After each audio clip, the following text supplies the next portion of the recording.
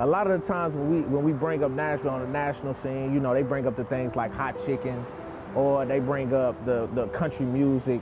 But what's interesting is like everything that the average person knows about Nashville was born from the black folks in North Nashville. For Jamel Campbell Gooch, the story of North Nashville is the story of a community that has lifted its city, but too often gets erased from its city's story. We're constantly told that there's no investment for us as far as community programs, but when we look around, there's constantly new renovation happening. These days, that looks like gentrification in this historic black community. But for community advocates, it hurts. It looks like roadblocks and stop signs on an idea they believe can lift its people. A lot of community members don't know what a guaranteed basic income is.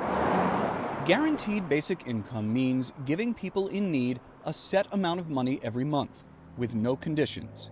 In recent years, it's moved from abstract idea to a proven approach for attacking poverty. Can't we live in a world where if we demonstrate that something works, we should just do that then? Laura Zabel has seen what guaranteed income can do. Good. Last year, we flew to St. Paul, Minnesota to spotlight her nonprofit, Springboard for the Arts.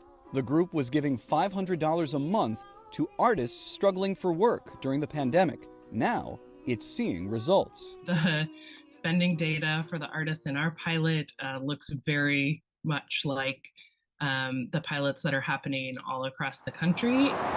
Dozens of cities have launched guaranteed income programs for people of all kinds. A group that tracked nearly 6,000 participants found they spent nearly 70% of what they received at Target and Walmart, supermarkets and grocery stores.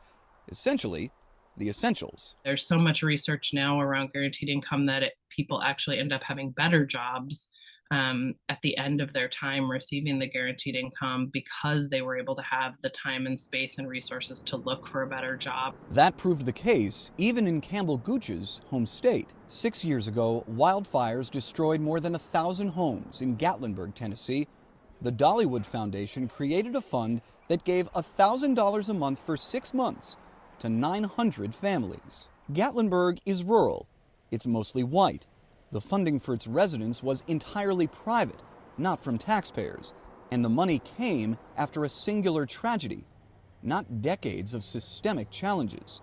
It's all why the organizers in North Nashville feel a constant need to make noise. We are talking about building a $2 billion NFL stadium, but still, again, there's no conversation happening on that level about a guaranteed basic income. For Campbell Gooch and his coalition, the movement will soon restart. They plan to approach city leaders with a package of programs to lift the citizens of North Nashville. Among those programs, guaranteed basic income.